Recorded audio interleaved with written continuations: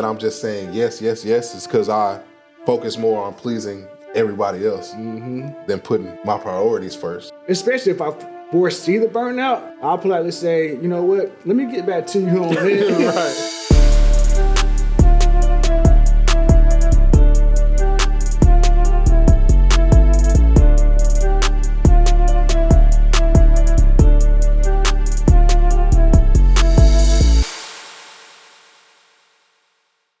Welcome to Sustain Train. I'm Xavier. And I'm Alfred. Before we get started, please go like, share, and subscribe. Today, we're talking about the real cost of saying yes to everything. Yes to everything. I've been there. I've been in situations where I've always said yes, and if it felt like it wouldn't be a yes, I figured out a way for it to be a yes, which sounds crazy, right? Yeah. But I don't know if you've been there, but if you have, speak on what that was like and what that has cost you by saying yes to everything. Man, let me tell you, absolutely. Hey guys, we have some exciting news we want to share with y'all. We're dropping our first book in 2026, Why Your Digital Transformation Sucked. We cannot wait to share this thing with you. Absolutely. Just Xavier and I taking 3 decades of experience that we've been out in the field. We want to bring this to you in our new book, Why Your Digital Transformation Sucked. We can't wait for this to come out here shortly. But until then, go head over to our website, altech-consulting.com, and pre-order today. So this kind of started for me when I first started consulting. Tasks were being thrown at me left and right all the time. And there's a lot of pressure to do. Yeah. Especially when we're working directly with customers, and supporting them. There's always extra work to do to go beyond, what was asked. Yeah. And so it could be staying at the warehouse late, or it could be excessive traveling, you name it, things that really bring about a lot of burnout. Easily. Yeah. So, that's not a good feeling for one, right? Mm-hmm. Especially when you can foresee the burnout. Yeah. See it coming. But you feel like you have no choice. And that's because, you haven't set any healthy boundaries. Maybe you're just not mature in that area just yet, haven't experienced enough burnout to then finally stand up for yourself, right? Yeah. And so, yeah, definitely, I dealt with it. It takes a lot of time away from family as well. Yeah, that's the biggest thing, man. And that's a lot, when your family is feeling neglected, you're just not around as much. It can really weigh in on your family, which can cause some other issues. A lot of other ones. How did that look for you, dealing with saying yes a lot at some point? Man, I just want to touch on what you just opened up, which is a huge can of worms, and that's the thing that's forgotten about when it comes to this saying yes. It's your family. That's sacrifice. I'll share a story. Zayden, being my youngest son, being a consultant, traveling all the time, being on specific projects. I remember being on the phone with him, and I don't even remember where I was at the time. FaceTime the family before the end of the night or whatnot. Yeah. And he's like, Dad, when are you coming to our house? And I'm like, what you talking about our house? I've heard that. That's my house. He's like, well, you're not here all the time, but mommy is. I thought, so basically, kids are straightforward. They know what they see. Mm-hmm. So by him seeing me gone all the time, he figured that I lived where I was going and that I was visiting when I was home. Yeah, that didn't feel good. I know it didn't. It felt terrible, bro. So that's, how I know that I'm just saying yes, yes, yes is because I focus more on pleasing everybody else than putting my priorities first. Absolutely. That's, if it's work, hey, Xavier, can you do this and can you do that? Because when they find out that you always go above and beyond, and that's our brand, right? That's who we are. That's what we stand behind. A lot of people can try to take advantage of that if you allow them to. You're right. But you mentioned that, you got to set those boundaries, and you can't just say yes to everything because now you become a people pleaser. Mm-hmm. And anybody that's a people pleaser or has been labeled a people pleaser, you've been taken advantage of. Absolutely. Let's just call a spade a spade. Yeah. And you have to be able to separate the two. Because that, Zayden telling me that, man, it took me down through there. I'm not gonna lie to y'all. My son, it made me emotional to the point where I'm like, you know what? I'll fly in on Sunday, I'm flying out on a Thursday. I'm gonna get 3 days with my family before, this project is extended or whatever the case is. So, yeah.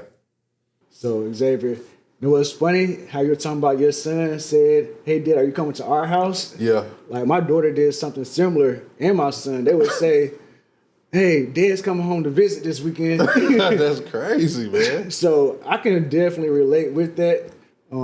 Not being there, they can feel it. Yeah.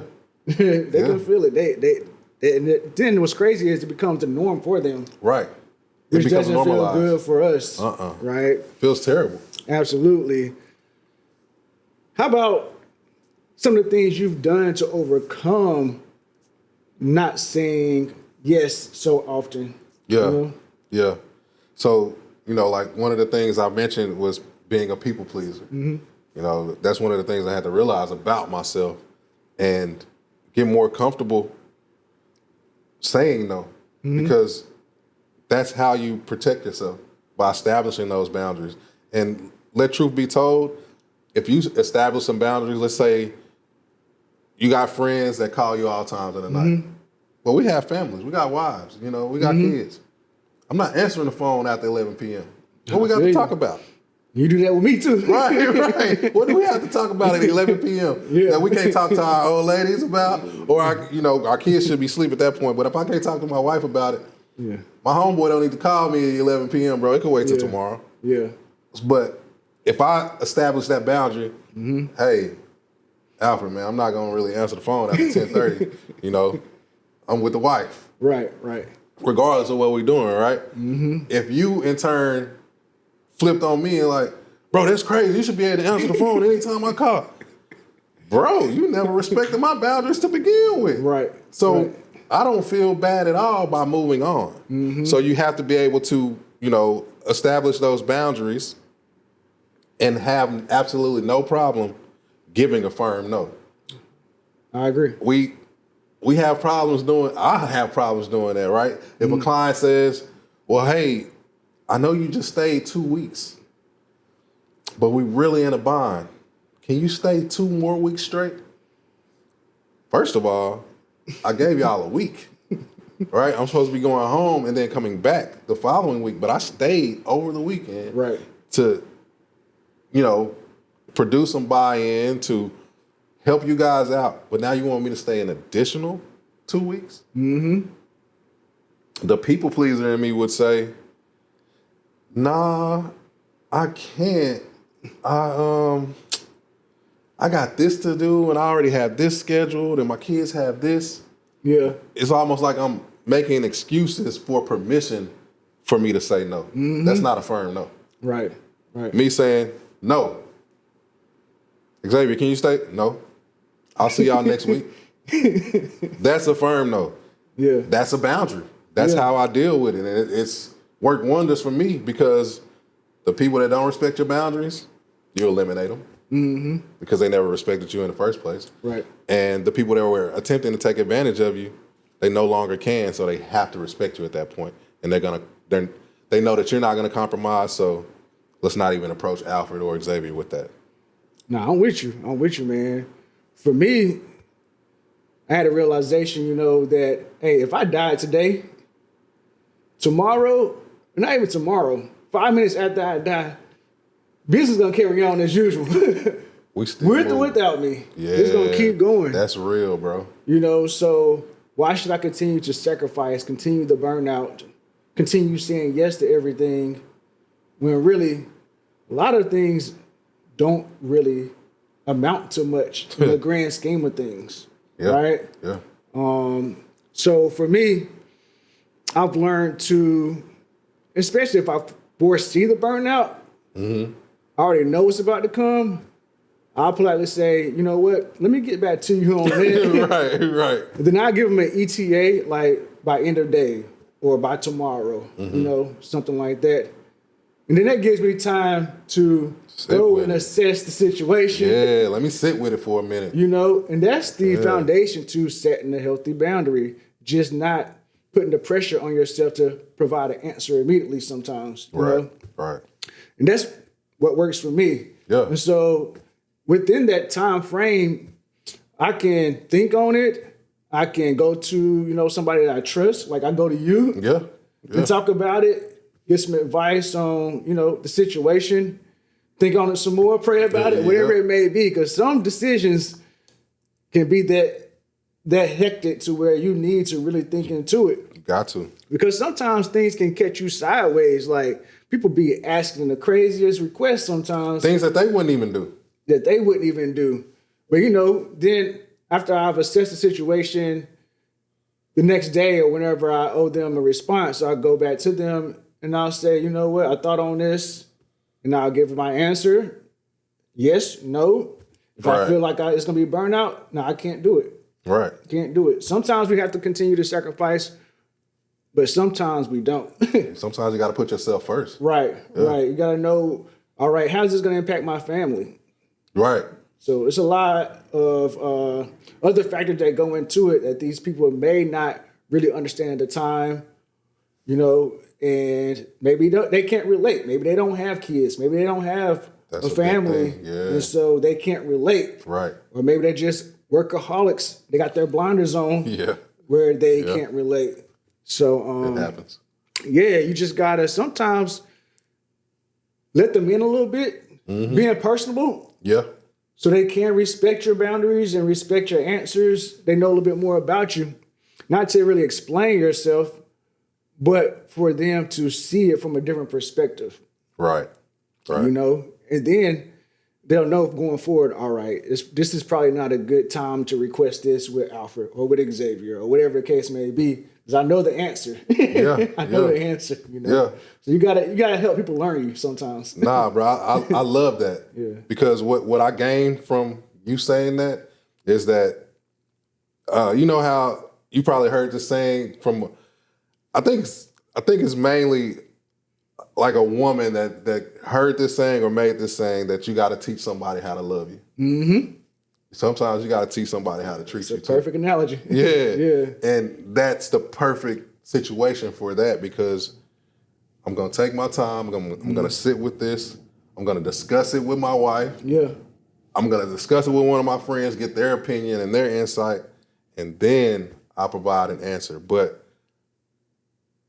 it's not necessarily meaning that I'm standing up for myself. Right. I'm setting a boundary, so I'm teaching you how I should be treated, regardless of how you operate, because you're going to have people that are workaholics. Yeah, I'll put in 16 to 18-hour days. Mm-hmm. That's what I do. That's what you do. That's not what I do. We're two different people. Yeah. So I'm teaching you, how to treat me. So you hit the nail on the head with that, man. For real. Thank you all for rocking with us on this episode of Sustain Train.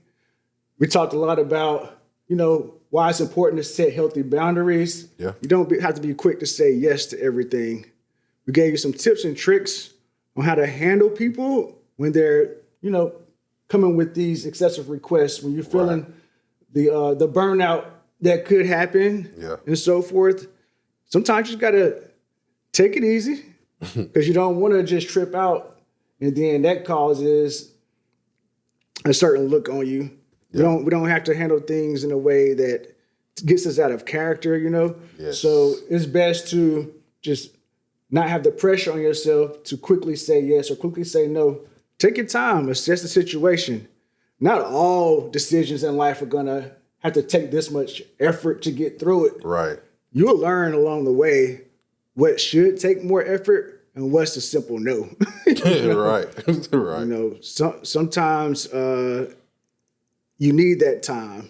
Like, hey, bro, like you can't believe what this person asked me. I like that. It gives you time to just talk about it. Yeah. And when you talk things through, communication is key. Talk your thoughts through with somebody so that you can get it out And especially with somebody that you trust, they can bounce ideas back to you. Right. So that you can provide a clear, thought out response to whomever you owe a response back to. Yeah, man. You know, so again, thank you all for rocking with us. We appreciate you. If you wouldn't mind, go ahead and like, share, subscribe. Tune in next time. Until then, stay empowered, stay inspired, and stay on track with Sustain Train.